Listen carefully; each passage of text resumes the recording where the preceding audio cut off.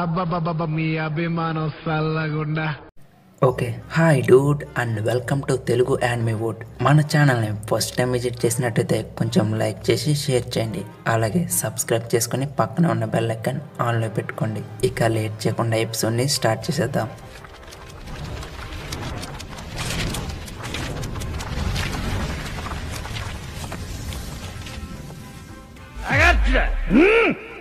Episode starting లో అందరూ కలిసి యోబాకి ఎడారి యొక్క మొండె టెండల్లో ఎంతో కష్టం మీద వెళ్తూ ఉంటారు. లూఫీ అయితే ఆ మొండె టెండకి ఏమైపోతాడో వాడికి తెలియడం లేదు. వాడి కష్టాన్ని చూడలేక వాళ్ళు కొంచెం నీళ్ళు తాగమంటారు. మనోడికి దొరికింది సొందని బాటిల్ లేపేస్తే ఒక్కటి పీకుతారు. అలా ఉండగానే నైట్ అవడంతో ఒక దిక్కున క్యాంప్ వేసుకుంటారు. పగలు ఎడారిలో ఎంత ఎండ ఉంటుందో నైట్ అయితే దానికి రెట్టింపు చలి ఉంటుంది. చాపర్ ఏమో కుదురుగా ఉండగా నాకు అలాంటి చలి లేదు, నా బాడీ వెచ్చగా ఉంటుందని చెప్పడంతో ఇక ఇది తెలిసిన ఓసప్ లూఫీ జోరో చాపర్ని ఒక్క క్షణం కూడా వదలరు. ఇక వీవీ ఏమో వాళ్ళని చూస్తూ వేస్తూ ఇలా అంటూ ఉంటుంది, ఇది మీకు ఆశ్చర్యాన్ని కలిగించవచ్చు. అదే లూఫీ గురించి. నేను కూడా మొదట వాడిని చూసినప్పుడు ఆశ్చర్యపోయాను. బహుశా అతను మిగతా కెప్టెన్ లాంటి వాడు కాదు. సాధారణ సముద్రపు దొంగల కెప్టెన్లు వారి సిబ్బందిని ఎప్పుడూ గౌరవించరు. ఈ మధ్యాహ్నం మీరే చూశారు కదా నీరు కోసం ఎంత పెద్ద గొడవ అయిందో. కానీ మీకు తెలుసా, నేను వారితో ఎక్కువ కాలం గడపడం వల్లేమో మరింత అర్థం చేసుకున్నాను. లూఫీ చేసే పనులు ఏం మారలేదు. వాడిని నేను చిన్నప్పటి నుంచి చూస్తున్నా, కొంచెం కూడా మారలేదు. ప్రజలకి వాడు ఎలా కనిపించినప్పటికీ ఎల్లప్పుడూ వాడి చుట్టూనే గుమికూడుతూ ఉంటారు. వాడు నా తమ్ముడే అయినప్పటికీ వాడి దగ్గర ఏదో అయస్కాంతం ఉందనుకుంటా. అంటే ఇది మీకు ముందే తెలుసా? నేను వాడిని చూసిన ఆ క్షణం ఒక్క నిమిషం వెనక్కి వెళ్ళిపోయా. కానీ మీకు ధన్యవాదాలు.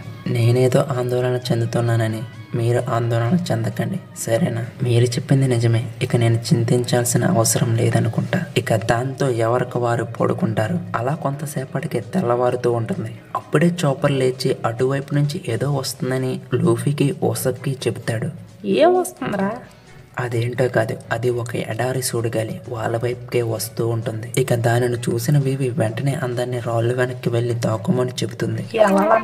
అది ఒక తుఫాన్, ఇసుక తుఫాన్, ఇటువైపుగానే వస్తుంది, వెంటనే వెళ్ళరా. ఇక అందరూ ఆ ఇసుక తుఫాన్ నుంచి తప్పించుకోవడానికి వెంటనే నేలపై పడుకుని ఉంటారు. ఆ తుఫాన్ అటాక్ కి వారు వేసుకున్న క్యాంపెయిన్ అంతా గాలికి ఎగిరిపోతుంది. ఇక అంతా ముగిసిపోయిన తర్వాత మళ్ళీ తిరిగి ప్రయాణం స్టార్ట్ చేస్తారు. అయితే లూఫీకి ఈసారి ఆకలి వేయడం స్టార్ట్ అవుతుంది. సాంజీతో భోజనం చేసేద్దాంరా అంటే వీవీ యొక్క పర్మిషన్ కావాలి అంటాడు. లూఫీ వీవీని ఏదోలా బుజ్జగించేసి భోజనం చేసేద్దాం అంటే వీవీ ఏమో ఏదైనా రాళ్ళు ఉన్న నీడ కనిపించినప్పుడు అక్కడ చేద్దుగానే అంటుంది. ఇక ఎప్పుడైతే వీవీ అలా అన్నదో లూఫీ కుదురుగా ఉండగా రాక్ పేపర్ సిజర్ గేమ్ ఆడతాడు. ఆ గేమ్ లో ఓడిపోవడం వల్ల వాళ్ళ క్రూమేట్స్ యొక్క లగేజ్ అంతా వీడేమో వస్తూ ఉంటాడు. అప్పుడే ఓసప్ దూరంగా రాళ్ళు నీడని గుర్తించగానే, రే లూఫీ నీ పంట పడినట్టుంది, అక్కడ దూరంగా నీడ కనిపిస్తుంది. ఇక లూఫీ అది వినగానే ఎంతో ఫాస్ట్ గా అక్కడికి వెళ్ళిపోతాడు. మరి ఎంత ఫాస్టా? అయితే లూఫీ అక్కడికి చేరుకున్నాక అక్కడ వింత శబ్దాలు రావడం స్టార్ట్ అవుతాయి. ఏంటా శబ్దాలను చూస్తే అక్కడ దూరంగా ఎడారి కొంగలు ఎండకి నీరసించిపోయి అక్కడే పడిపోయి ఉంటాయి. హే మీకేమైంది? కొంచెం సేపు ఆగండి, డాక్టర్ని తీసుకుని వస్తాను. ఇక లూఫీ వెంటనే చాపర్ కోసం మళ్ళీ తిరిగి వెనక్కి వస్తూ ఉంటాడు. అది గమనించిన ఓసప్ ఎంత ఫాస్ట్గా వెళ్ళాడో అంత ఫాస్ట్గా వచ్చేస్తున్నాడు. ఏమైందిరా? అక్కడ పక్షులన్నిటికీ గాయాలు అయ్యాయి, కదలలేని పరిస్థితుల్లో ఉన్నాయి చాపర్, నీ హెల్ప్ కావాలి. లూఫీ అలా అనగానే చాపర్ కూడా వెంటనే వాడి వెనకాల అక్కడికి వెళ్తాడు.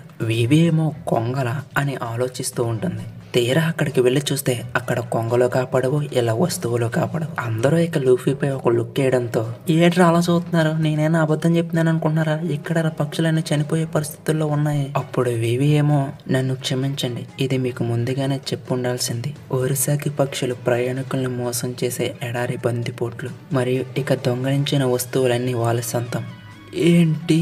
ఇక ఓసప్, పక్షులు చచ్చినట్టు నటిస్తున్నాయా? ఇవి నిజాయితీ లేనివి, నన్ను మోసం చేశారా ఓసప్?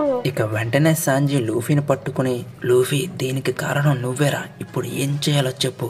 అవి 3 రోజులకు సరిపడే వస్తువులు. నువ్వు కొన్ని పక్షుల ద్వారా అందరి వస్తువులను దొంగలించేలా చేసావు. ఈ ఎడారి మధ్యలో మనం ఆహారం నీరు లేకుండా ఏం బతుకుతావరా? నేనేం చేసేదిరా, అవే నన్ను మోసం చేశాయి. అయితే నీ మెదడు పక్షి మెదడు కంటే తక్కువగా ఉంది. ఇప్పుడు నువ్వు ఏమన్నావురా? ఇక వీళ్ళిద్దరు ఇలా కొట్టుకోవడం చూసి జోరో వెళ్ళి ఆపాలనుకుంటాడు. కానీ ఏసేమో చూడడానికి బాగానే ఉంది కదా, అలా వదిలే అంటాడు. నువ్వు చెప్పింది బాగానే ఉంది. ఎందుకని ఒక చిన్న విరామం ఇక్కడ తీసుకోకూడదు? ఈ వేడి మనకి మంట పెడుతుంది. మనం ఖచ్చితంగా ఆహారాన్ని సంపాదించుకోగలము. మనల్ని చంపేది ఏదీ లేదు. మన మనసులో ఉన్న భయాన్ని బయట పెట్టేద్దాం. ఏమంటావు? అవును, నువ్వు చెప్తుంటే నాకు దాహం వేస్తుంది. ఇంకా లూఫీ సాంజీ కొట్టుకుంటూనే ఉంటారు. అప్పుడే దూరంగా పక్షులు కనిపిస్తాయి. ఇక వాటిని చూడగానే లూఫీ, ఆగండి దొంగ ముఖంలారా, అవి మా వస్తువులు, మిమ్మల్ని ఊరికే వదిలిపెట్టను అని లూఫీ వాటి వెనకే పరిగెడుతూ ఉంటాడు. అయితే వీళ్ళందరూ లూఫీని వాటి వెనక పడకుండా వెనక్కి తిరిగి వచ్చామంటారు. కానీ లూఫీ ఇవేమి పట్టించుకోకుండా వాటి వెనకాలే వెళుతూ ఉంటాడు. అప్పుడే లూఫీ పైకి హఠాత్తుగా ఏదో మొక్క దాడి చేస్తుంది. ఇదేంద్ర ఇది ఎలా ఉంది? కానీ ఆ మొక్క ఒక్కసారిగా అమాంతం లూఫీని మింగేస్తుంది. కానీ దానిని కట్ చేసి బయటికి వచ్చేస్తాడు. నీ అవ్వ, ఏంట ఎంత పని చేసేసావు, నన్ను మింగేస్తావా? అక్కడ నువ్వేం చేస్తున్నావే? ఫన్నీగా ఉన్నావు ఏంటి? నీకు హెల్ప్ చేయాలా? అయితే లూఫీ తన గమ్ పిస్టల్తో ఆ ఒంటిని అక్కడి నుంచి కాపాడేస్తాడు. ఓహో ఉంటే అది నేను మింగేసి ఉండేదే. ఇప్పుడు నువ్వు బాగానే ఉన్నావా? అమ్మని, నేను ఇక్కడ తప్పించుకునే టైంలో పక్షులు మిస్ అయిపోయినట్టున్నాయి. ఈ అమ్మాయి ఎడారంతా వింత జీవులతో నిండిపోయినట్టుంది. సరేగాని ఉంటే నువ్వు ఇక్కడ ఒంటరిగా ఏం చేస్తున్నావు? అయితే ఒంటి ఒక్కసారిగా కంగారు పడడంతో లూఫీ ఇక్కడ ఏమైంది, ఏం కనిపిస్తుందని అడుగుతాడు. అప్పుడే భయంకరమైన ఇసుకలోంచి వాడి వైపుగా ఏదో రావడంతో వాడి అమ్మ ఈ ఎడారి ఒక్క నిమిషం కూడా గ్యాప్ ఇవ్వడంలే. ఇక అప్పుడే మరొక పక్క లూఫీ క్రూమేట్స్, లూఫీ ఏమో అలా వెళ్ళిపోయాడు. తినడానికి చూస్తే ఏమీ లేదు. ఏం చేయాలరా దేవుడని అనుకునే టైంలోనే సాంజీ జోరో ఏదైనా తినడానికి దొరుకుతుందేమో అని చూడడానికి వెళ్తూ ఉంటారు. అప్పుడే ఏస్, నా తమ్ముడు చేతగానితనానికి ఇటువంటి ఇబ్బందికి నేను వాడి తరపున క్షమాపణ కోరుకుంటున్నాను. అది విన్నాక సాంజీ జోరో చిన్నగా నవ్వుకొని అక్కడి నుంచి ఆహారం కోసం వెతకడానికి వెళుతూ ఉంటారు. అప్పుడే దూరంగా భయంకరమైన శబ్దాలతో భూమంతా కంపిస్తూ ఉంటుంది. ఇక్కడ ఏం జరుగుతుందని అందరూ అటువైపుగా చూస్తూ ఉండగా లూఫీ గట్టిగా అరుచుకుంటూ వేల వైపే వస్తూ ఉంటాడు. అది ఒంటిపై. వారి వెనకాల చూసుకుంటే ఏదో వెంబడిస్తూ వస్తూ ఉంటుంది.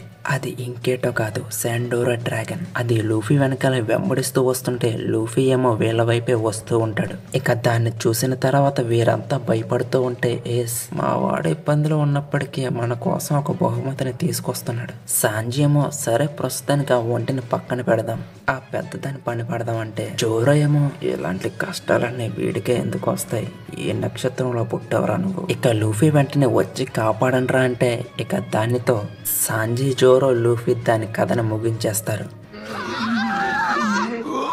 ఇక అందరూ వాటర్ రిలీఫ్ అనుకునే టైంలోనే మరొకటి వెనక నుంచి ఎంట్రీ ఇస్తుంది. వేవి ఏమో, నేను చెప్పడం మర్చిపోయాను, శాండోరా డ్రాగన్స్ ఎప్పుడు జంటగా వేటాడతాయి. ఏసేమో దానిని చూసి, ఏం చేస్తున్నావా ఏడా, పక్కకు వెళ్ళి ఆడుకో. ఓ అర్థమైంది, నువ్వు నాతో ఆడుకోవాలనుకుంటున్నావా? అయితే వస్తున్నా. నాతో ఆట అంటే ఇలాగే ఉంటుంది. ఇక ఎలాగోలాగా రెండాటిని వేసేసారు కాబట్టి అందరూ కలిసి తినడం స్టార్ట్ చేస్తారు. అయితే జోరో ఈ ఒంటిని ఏం చేద్దామంటాడు. లూఫీ ఏమో, నాకు తెలియదు కానీ నేను ఆ పక్షులను వెంబడిస్తున్నప్పుడు విచిత్రమైనదేటో దీన్ని తినేపోతుంది. అయితే ఈ ఒంటి ఒకప్పుడు చౌపర్ని కాపాడిన ఒంటే, అందుకని దానిని ఏమి చేయకుండా ఈ రైల్లో బాగా ఉపయోగించుకుందాం అనుకుంటారు. అయితే లూఫీ సరే అని దాని మీదకి ఎక్కబోతుంటే ఒకటి పీకుతుంది. అయితే చౌపర్ ఒంటి ఏం చెప్తుందో డబ్బింగ్ చెప్తూ ఉంటాడు. నేను స్వతంత్రాన్ని ఇష్టపడే దయగల ఒంటెను, నేను ఒక మగవాడిని. ఇక ఒంటెని నామి చాలా బాగా హ్యాండిల్ చేస్తుంది. ఇక నామి వేవిని కూడా ఒంటె మీదకి ఎక్కమని యోబాకి వెళ్లే రెబల్ ఆర్మీతో మాట్లాడడానికి బయలుదేరతారు.